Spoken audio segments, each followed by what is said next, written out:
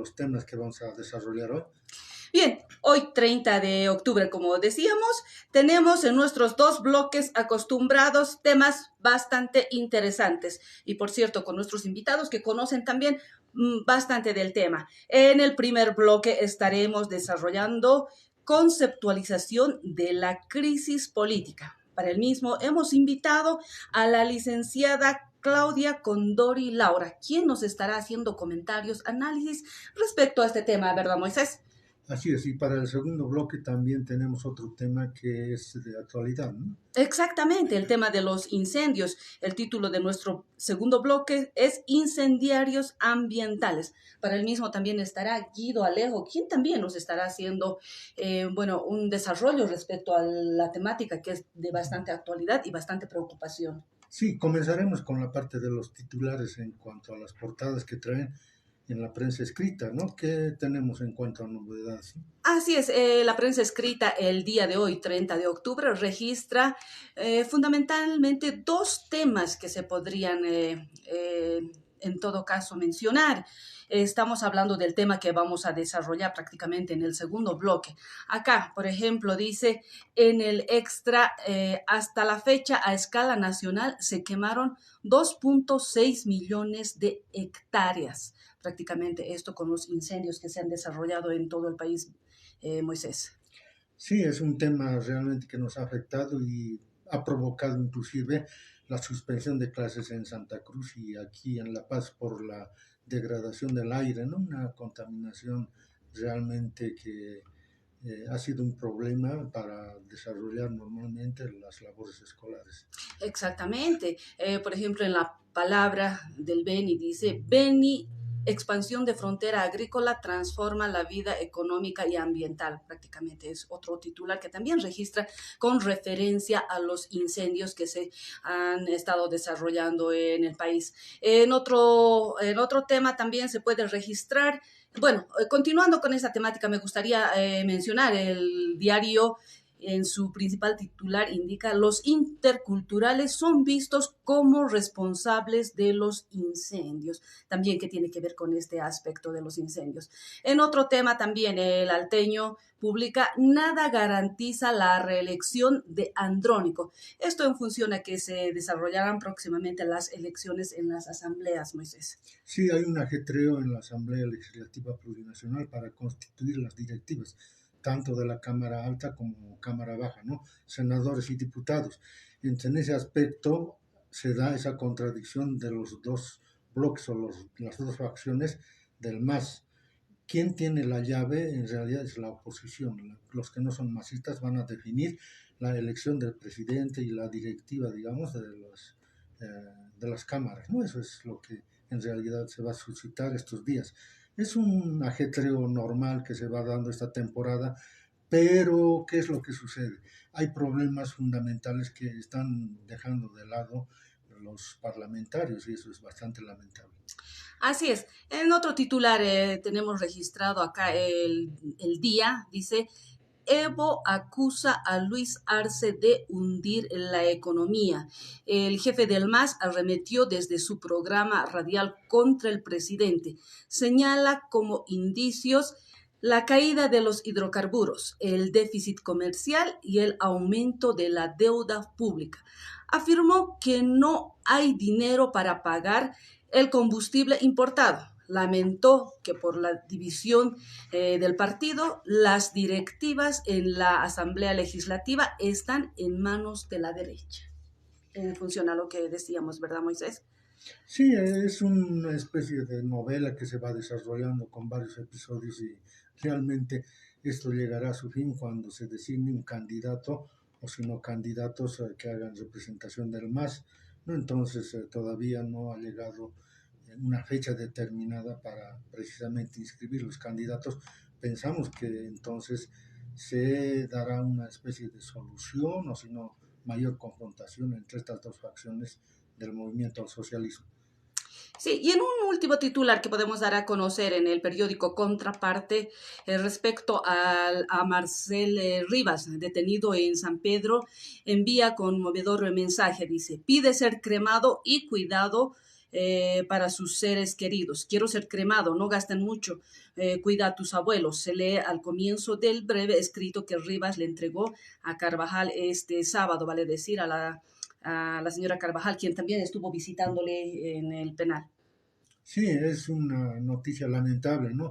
Es que la justicia se va manipulando en función a intereses personales, intereses políticos, intereses partidarios. Entonces, cuando se manipula la justicia, se somete a la justicia, realmente no hay pues un debido proceso, como se dice, y yo creo que este señor Marcelo Rivas es una de las víctimas de ese tipo de problema que existe en nuestro sistema de justicia. Bien, esos son algunos de los titulares que registra la prensa escrita el día de hoy, lunes 30 de octubre. Recordarles que estamos por Radio Andina, Sistema de Comunicaciones en 680 AM, también por el sitio web www.radioandinasc.com. El correo, también tenemos la emisión por el Facebook en vivo mediante la página de nuestro programa, también mediante tu Facebook, ¿verdad, Moisés? Sí, en Real Audio también pueden sintonizarnos, ¿no? Y eso, bueno, para nuestros oyentes que existen en el exterior del país, podemos tener, digamos, el privilegio de contar, digamos, inclusive en el viejo mundo, con algunos amigos, ¿no? Entonces, llegamos, obviamente, a todos esos sectores con este programa de revisiones. Damos paso ya al primer bloque, ¿no? Exactamente, iniciaremos nuestro primer bloque. Claudio.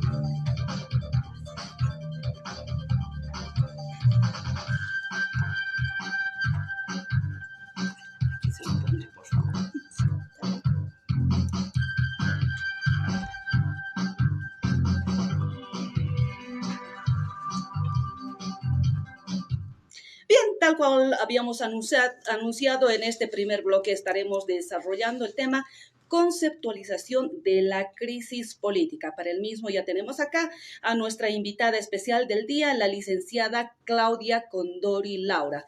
La licenciada es socióloga. ¿Se nos puede presentar, por favor, licenciada, a nuestra audiencia? Buen día a todos y a todas.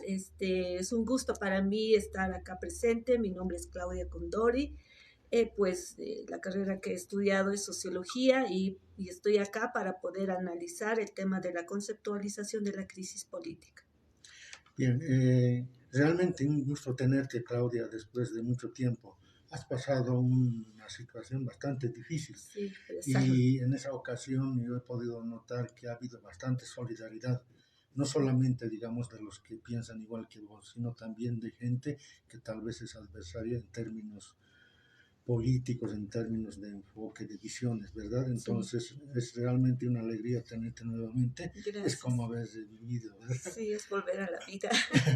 Sí, bueno, damos comienzo a este programa precisamente con la presencia de Claudia, que es una nueva personalidad de esta nueva generación de líderes que van surgiendo del ámbito popular, del ámbito aymara, del ámbito quechua. En ese sentido, el tema que tenemos previsto analizar y desarrollar es la conceptualización de la crisis política que actualmente se va dando en el país.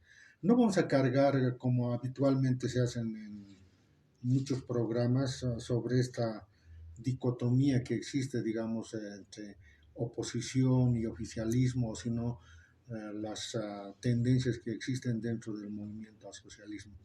Podemos empezar con una especie de conceptualización precisamente haciendo referencia a la situación estructural del país. ¿Cómo percibes eso? Empezaremos por ese tema, Claudia.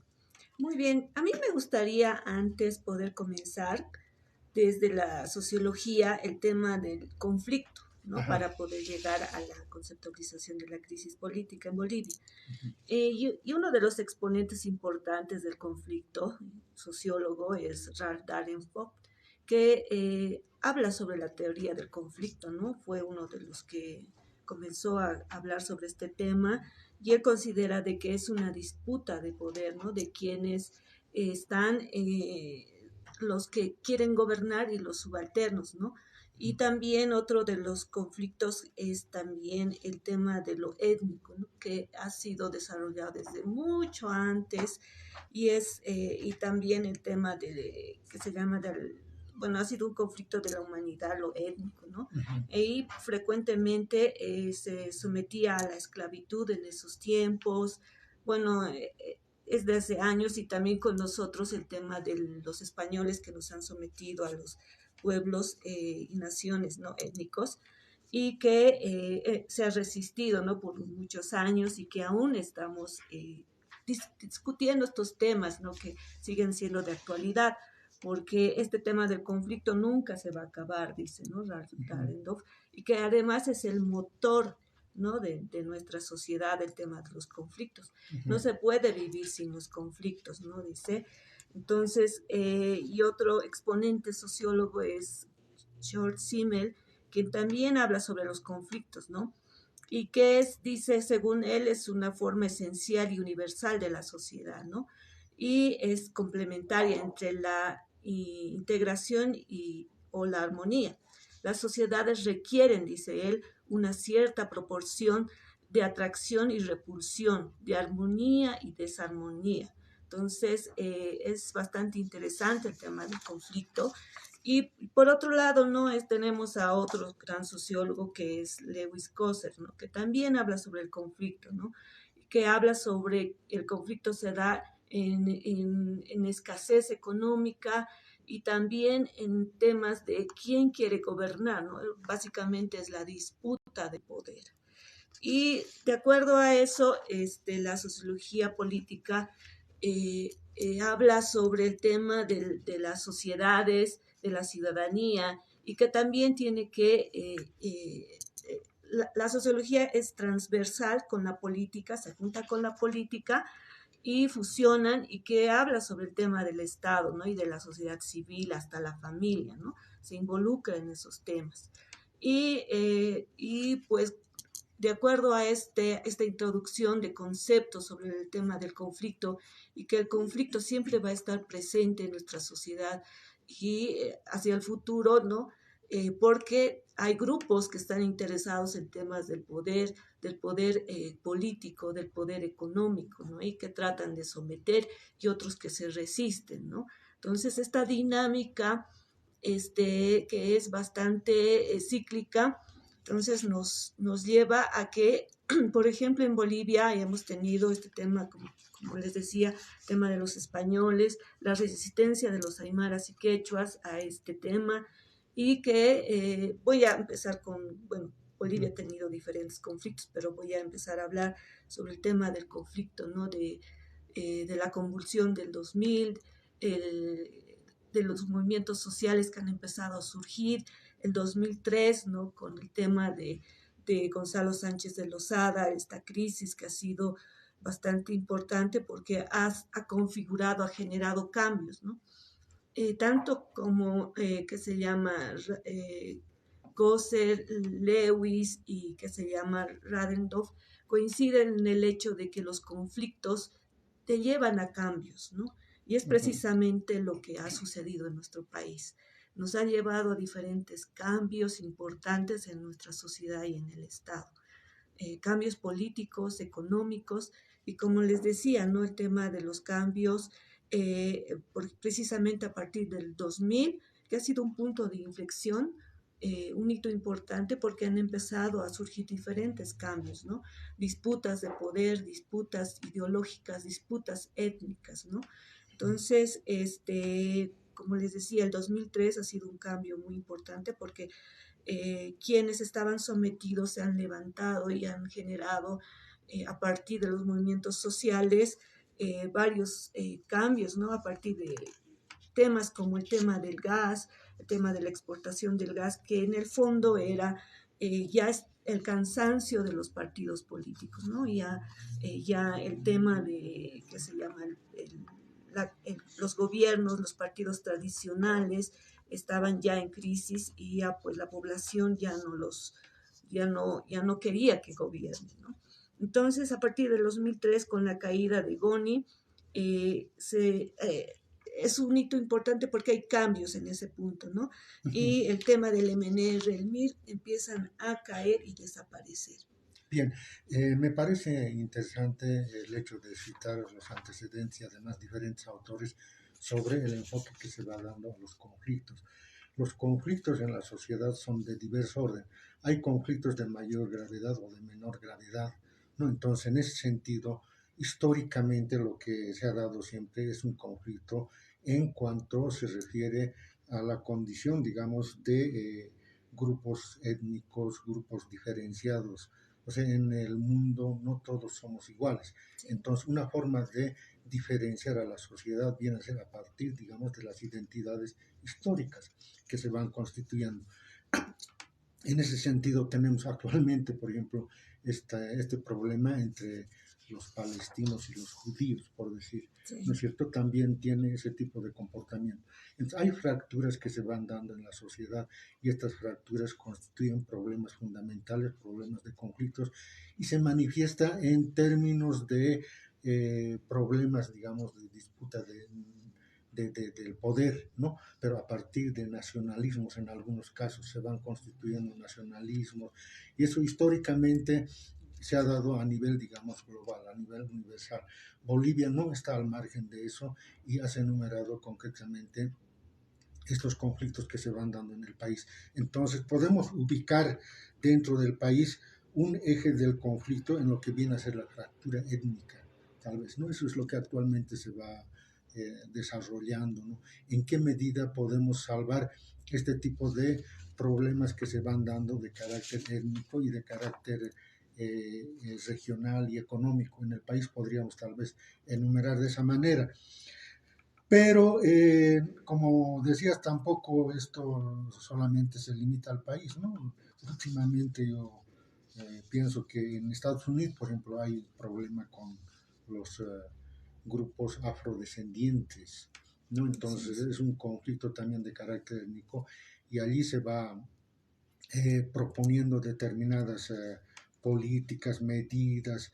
Entonces ahí viene el tema de la inclusión social, el tema de la exclusión social, que es, digamos, parte, una faceta de estos conflictos de carácter identitario, tal vez podríamos denominar de esa manera, ¿no? Entonces, con esas consideraciones, actualmente en el país, ¿qué lectura podríamos establecer en el conflicto que se va dando de ese carácter, ¿no? De ese carácter étnico, lo podríamos llamar por una parte, los marxistas lo llamarían de carácter nacional, ¿no? O si no, también hay un otro conflicto de carácter regional, pero podemos tal vez entrar a esas consideraciones a partir de este análisis que estabas empezando a tocar del conflicto del año 2000 y 2003, ¿no? Que tiene un carácter de exclusión también, ¿verdad? Entonces, ¿cómo lo abordarías eso, Claudia? Bueno, hemos tenido crisis políticas, como te decía Moisés, Uh-huh. en varios momentos, ¿no? En nuestra historia boliviana, y como te decía, yo voy a abordar solamente el tema a partir del 2000. Uh-huh. Después del 2013 viene otro conflicto, ¿no? Que es el proceso de enfrentamientos, ¿no? Desobediencia civil y todo eso al gobierno de Evo Morales. Y ahí surgen, ¿no? Estas divisiones regionalistas, ¿no? De la media luna, que se llaman los collas versus los cambas, Uh-huh. y que estos problemas han sido muy fuertes, ¿no? Y que no han dejado, digamos, ha habido un enfrentamiento muy fuerte, un odio. Hemos tenido a uno de los representantes, uno de los jefes del Partido Demócrata, ¿no? Que ha dicho que somos malditos collas, ¿no? Uh-huh. Entonces es bastante conflictiva nuestro país en ese sentido, ¿no? Entonces ha habido estas crisis que han sido y que siguen, ¿no? Porque Uh-huh. recién se siguen como que quieren apartarse de Bolivia, quieren formar otro país, entonces, y el gobierno se está resistiendo. Entonces, me parece que estos temas también tienen que ver, no solamente regionales, ¿no? Sino también ya involucran temas étnicos, ¿no? Uh-huh. Por la postura que puso Costas, ¿no? Y ahí empiezas a analizar y también son temas étnicos, ¿no? porque ellos son los que, la gente de bien, entre comillas, ¿no? Y justamente ha surgido esos problemas de la gente de bien cuando surge el tema de la crisis institucional. Te decía que hay crisis de movimientos sociales, pero también hay crisis institucionales que tienen que ver mucho con el tema del Estado. Entonces, la crisis institucional en nuestro caso, en nuestro país, surge a partir del pedido de revocatoria, ¿no?, del año 2016, el tema de que se cambie la constitución y que no haya más reelección. En cambio, el gobierno de ese entonces dice no y hace una consulta previa, ¿no?, el año 2016. Entonces ahí sale un no rotundo, ¿no? Y es a partir de ahí que empiezan a surgir, ¿no?, estos movimientos de las plataformas que salen con un discurso bastante racista, ¿no? Y que, bueno, ha sido como que vivimos en una sociedad bastante polarizada, ¿no? Polarizada en el sentido étnico, en el sentido regional, y no solamente con la media luna, los versus Cambas, sino también los tarijeños, los cochabambinos. Entonces hay una heterogeneidad bastante grande en nuestro país, ¿no? Entonces cambiar este tema, y otro tema, el tema del 2019, ¿no?, que ha sido, y ahí hemos visto cuán polarizada estaba nuestra sociedad, cuán teníamos miedo a los de la zona sur, las laderas tenían miedo a que invadan, a que caigan las bombas. Entonces todo el mundo en las calles ponían como resguardos, ¿no?, como murallas de madera, de calaminas y todo eso. Entonces todos desconfiaban de todos. Entonces yo pienso que necesitamos cambiar, y esto tiene que ver con cambiar la cultura política en nuestro país, porque dentro de nuestro país, ¿no?, el tema de la cultura política tiene que ver mucho con las reglas de juego, ¿no? No tenemos como que reglas de juego claras, establecidas, ¿no? El Estado nos ha encargado de decir esto es esto, y también están las relaciones de nuestros valores, ¿no? Y también el tema de las actitudes, las creencias que tenemos, los estereotipos, las costumbres, los intereses, las lealtades, las prácticas políticas y dinámicas electorales. Entonces yo pienso que eso es que tenemos que cambiar, pero lamentablemente no estamos en ese camino. Debería, ¿no? El deber ser es otra cosa y otra es la realidad, ¿no? Entonces, en esa temática, todavía tenemos estos conflictos, ¿no?, del tema del agua, ¿no?, de las quemas. Entonces, recientemente yo he escuchado al presidente de los cívicos provinciales que dice, están lanzando llantas con fuego a Santa Cruz porque quieren que los collas se instalen aquí. Entonces aún hay esas divisiones muy fuertes dentro de nuestro país y al parecer no va a cambiar, ¿no?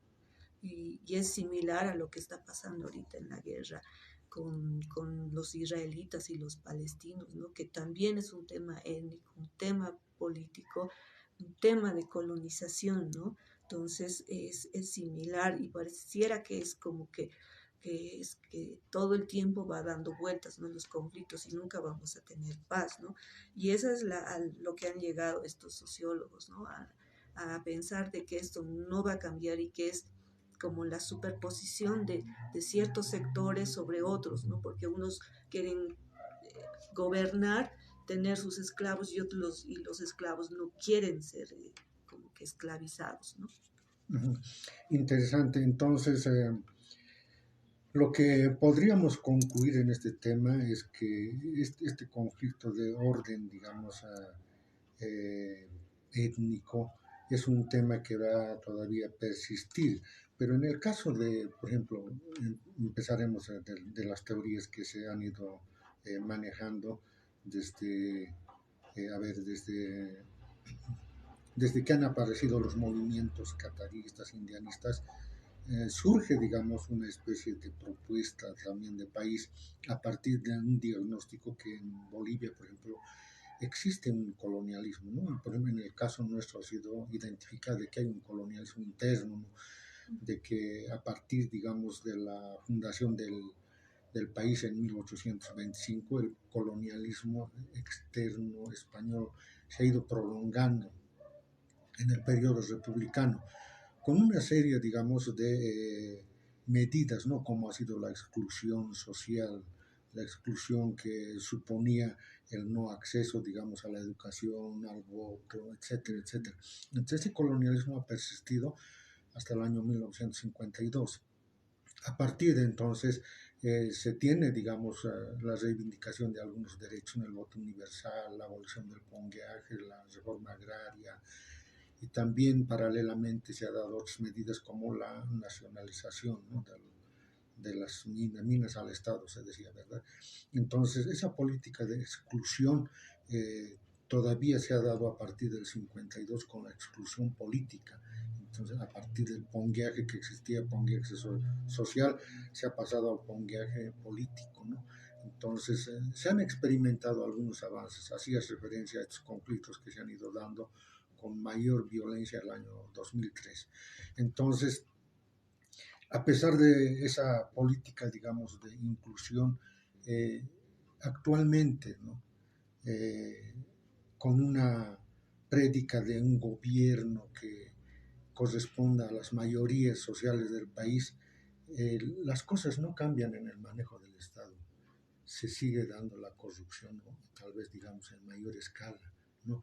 Entonces, ¿qué supone eso, no? Que el Estado ha experimentado una transformación o no, a pesar de que en la Asamblea Constituyente se ha hecho un cambio de un Estado, digamos, que no era plurinacional a un Estado plurinacional.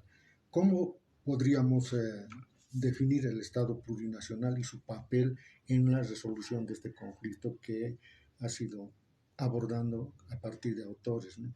Que, bueno, persiste, digamos, la exclusión, va a seguir la exclusión, pero en alguna medida debería haber, digamos, posibilidades de resolver eso. A partir del catarismo, yo recuerdo el año 85 se había planteado la democracia intercultural. Entonces la democracia intercultural nos proponía un tipo de salida y que este concepto ha sido, digamos, repetido por el MAS, sin reconocer la autoría, obviamente, pero seguiríamos en esa propuesta. ¿Cuál sería más o menos las posibilidades de poder solucionar este conflicto en el país, Claudia? Bueno, planteabas el Estado plurinacional. Bueno, el tema es de que si bien se ha incorporado, ¿no?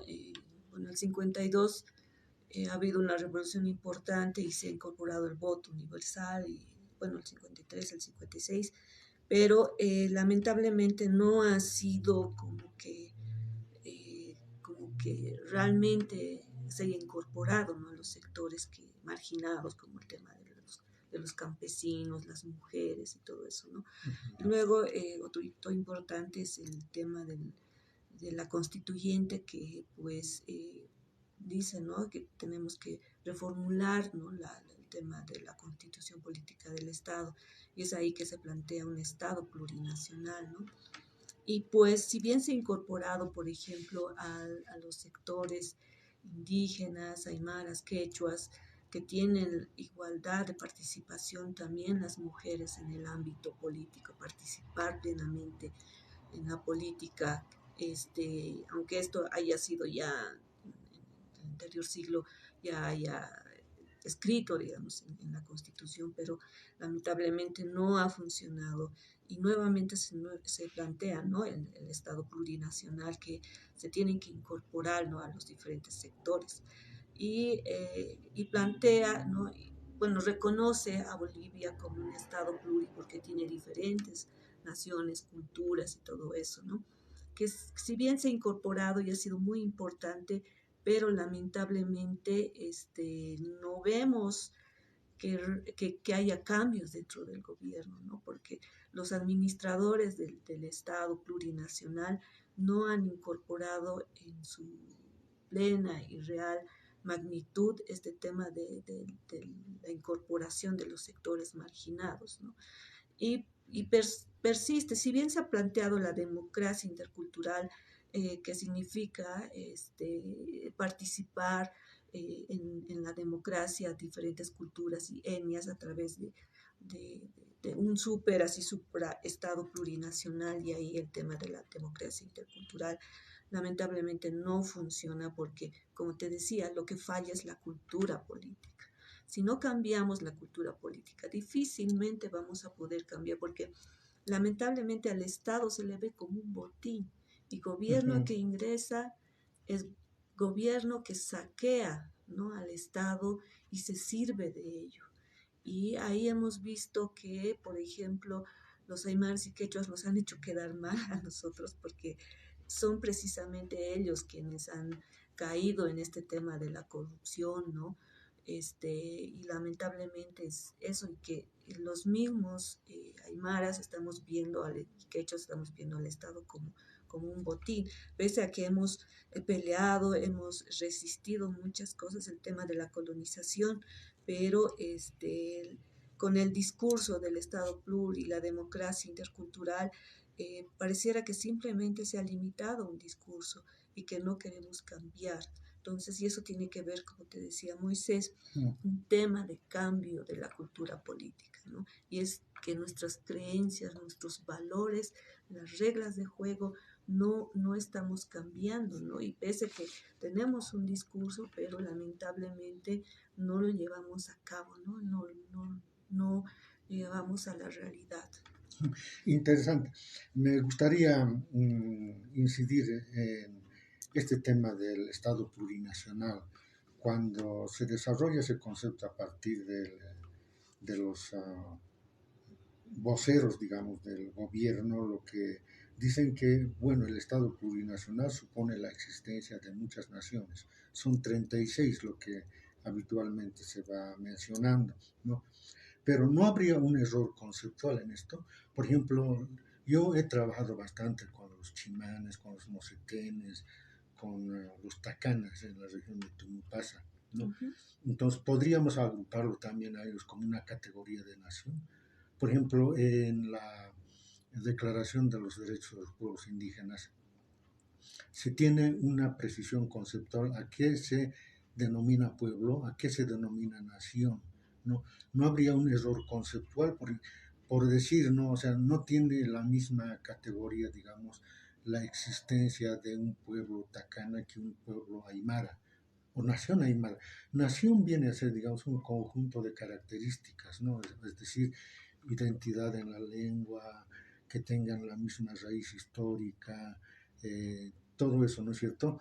Pero eso no sucede, digamos, con los otros pueblos, inclusive cuantitativamente nos iremos al dato de la cantidad, ¿no? Por ejemplo, qué sé, los Aragona no son, pues son como familias, ¿no es cierto? No están en la misma categoría de, por ejemplo, de los aymaras. No, no existe un error conceptual o cómo debería asumirse, digamos, ese enfoque. Sí, lo malo es que cuando se constituye el Estado plurinacional no se han visto esos detalles, ¿no? Porque muchas culturas solamente son familias Uh-huh, y muchas, como la aymara, la quechua, son naciones. uh-huh, yeah. Los que se llaman ¿qué más? Ay, no recuerdo, hay uno más, que son naciones. Entonces, Guaraní, por los ejemplo, guaraníes, sí, por ejemplo, los los guaraníes, chiquitanos, sí, cuantitativamente son, sí, claro, son naciones, pero yeah. hay otros que son pequeños y creo que hay una nación que solamente, bueno, yo pienso que son culturas que está desapareciendo, ¿no? Que muchos incluso creo que solamente ya había un miembro, ¿no? Pero ese es el tema, que no se ha diferenciado entre naciones y como pueblos y como familias, ¿no? Y que Uh-huh, al final están yeah. desapareciendo. Uh-huh. Entonces, no ha habido esa diferenciación y ese ha sido el problema. Entonces, por eso el tema de que el tema de la democracia intercultural, todo eso, porque hay ciertas formas de elección, ¿no? Que el órgano supremo electoral lo reconoce, ¿no? El tema Uh-huh. de elegir a sus líderes, haciendo como filas, escogiendo, y que el tribunal con un veedor ve y elige, ¿no? Uh-huh. Cómo se está realizando este tema de la elección y lo legitima. pero en otras como que naciones o familias, culturas, no se puede hacer eso. Entonces, yo pienso que ahí ha habido como que hay un problema, ¿no? Ujú.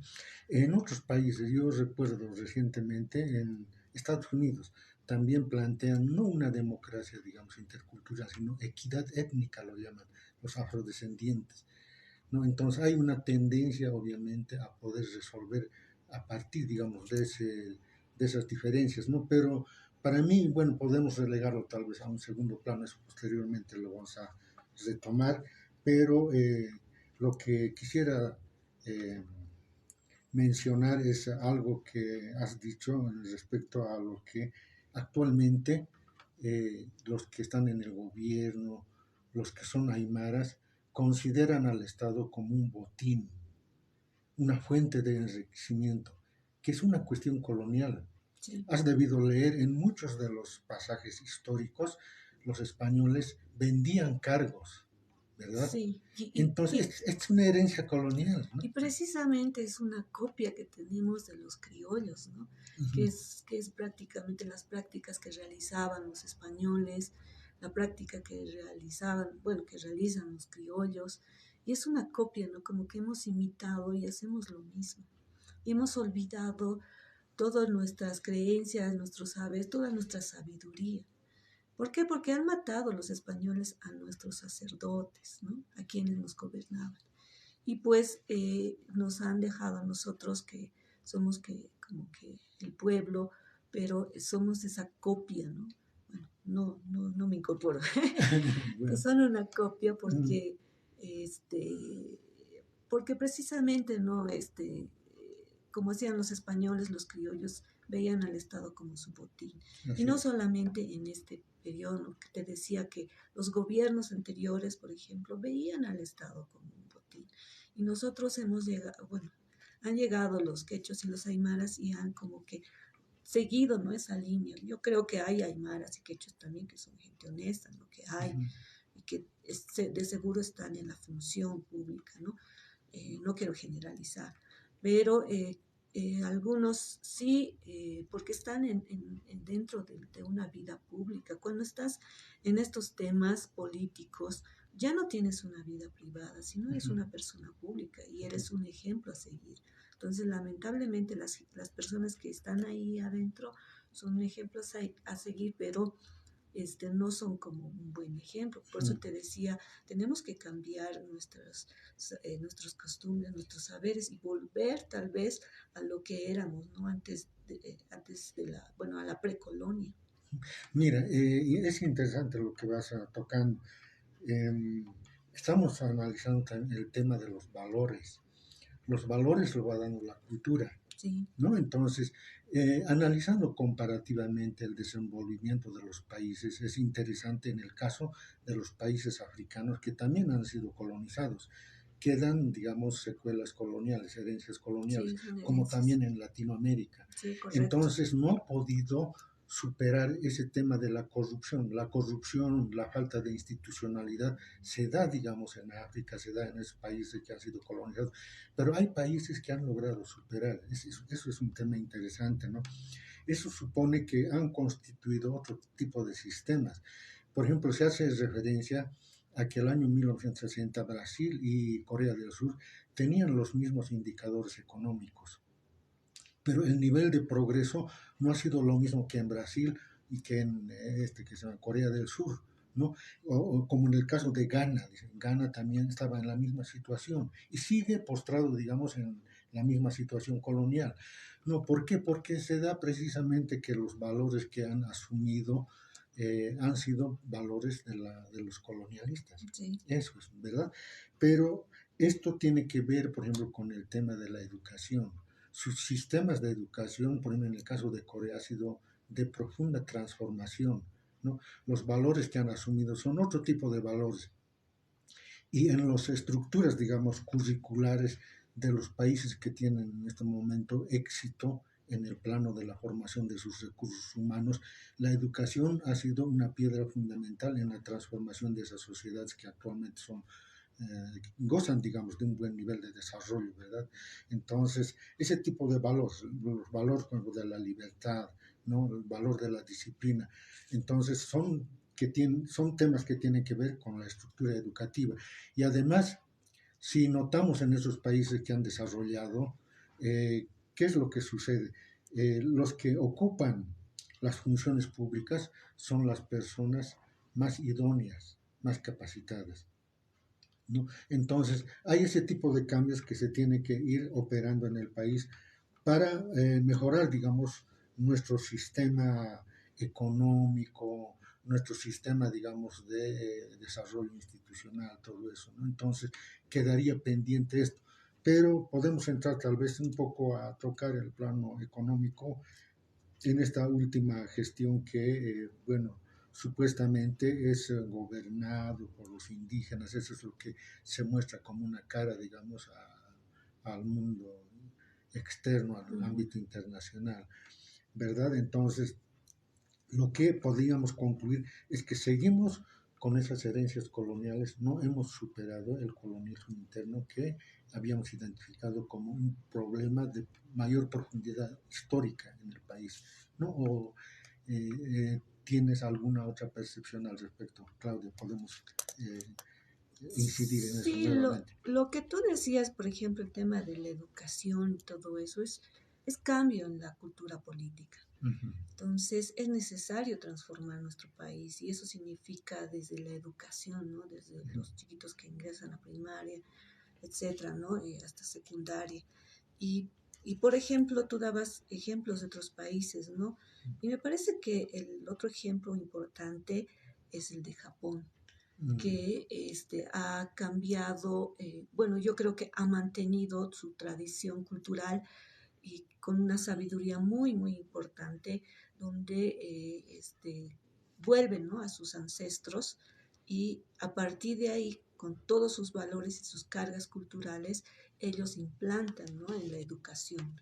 Y ahí salen personas muy, muy inteligentes, bastante interesantes, y que eso es lo que no ha habido en nuestro caso, ¿no? De no retornar Uh -huh. a todos nuestros valores y creencias, sino que hemos dado continuidad a todo lo que el colonialismo con los españoles y todos los criollos han hecho de nuestro país. Entonces, yo pienso que ese es el gran problema que tenemos, el tema de los valores culturales, que significa el tema de transformar la educación, temas que se llama de estos valores que tienen que, yo pienso que es importante volver a lo que éramos, Uh -huh. pero es también importante que este trabajo lo hagan, ¿no?, las personas idóneas, porque no cualquiera puede ver lo que sucedió en nuestro país, leer y todo eso, e implementarlo en nuestra educación. Entonces, y yo pienso que esto también significa cambios en la educación, cambios también estructurales que tienen que ver con lo que tú decías en lo económico. Lo que siempre hemos buscado nosotros es el tema de la transformación, que no seamos un país monoproductor, ¿no?, y Uh -huh. exportador. Entonces ahí nuestras pugnas siguen siendo por el tema del gas, ahora el del litio, y ese es el gran problema que tenemos Sí. nosotros. Seguimos pensando, nuestros gobiernos siguen pensando que esa es la salida, cuando el tema de la educación es importante, porque si educamos a buenos profesionales, a buenos colegiales, vamos a poder transformar Uh -huh. mucha de nuestros recursos. Entonces, países colonizados como Latinoamérica, como África, seguimos como que postrados y sumidos a la esclavitud y de lo que digan los colonizantes, ¿no? Uh -huh. Los criollos, los españoles, y en el caso de África, pues creo que Inglaterra. Ya, para poder concluir este tema, ¿qué medidas se podrían adoptar para poder superar ese problema? A ver, actualmente lo que se ha estado dando en los centros académicos, en mi temporada, ¿no?, cuando estuve en la universidad, había pues una hegemonía así marxista, de enfoque marxista, ese es, ¿no? Uh-huh. Ese es un tema, digamos, bien dominante, donde te lleva a una confrontación, digamos, de la lucha de clases, un enfoque del valor trabajo que viene a ser, digamos, objetivo, ¿no? Pero en las ciencias sociales eso no tiene mayor consistencia analizando, digamos, a partir de los avances teóricos que se han dado hoy en día, ¿no? Entonces ha habido una especie de batalla cultural que se llama, ¿verdad? Entonces en esa batalla cultural siempre ha sido relegado el tema, digamos, de la libertad. La libertad viene a ser, digamos, un valor fundamental para el desarrollo de las sociedades. Los países que tienen mayor, digamos, libertad tienen mayor índice de desarrollo y eso se puede ver en el ranking que se van elaborando a nivel internacional de todos los países. En ese sentido, tradicionalmente, con esta tendencia, digamos, marxista, lo que ha persistido es una economía de Estado, sino una economía de capitalismo de Estado, desde muchos casos, ¿no es cierto? Entonces, ¿qué supone eso, una economía de Estado? Es que el Estado parece darse, digamos, como un instrumento de redistribución, pero no. Lo que sucede es que el Estado, digamos, esta economía de Estado, supone una fuente de enriquecimiento ilícito donde florece la corrupción, ¿no? Entonces no se ha dado paso a un enfoque de tipo liberal. En el caso de Argentina podemos ver, ¿no? Milei dice que al principio liberal era un insulto, ¿no? Ha tenido que revertir todo eso. A partir de eso, yo recuerdo en las universidades argentinas, he tenido 3 incursiones en la Universidad de Buenos Aires, en la UBA, ¿no? Entonces, hay pues una hegemonía de una tendencia marxista, pero con esta insurgencia, digamos, del liberalismo a partir de Milei, en 2 años, ¿no? En 2 años ha logrado posicionar su discurso.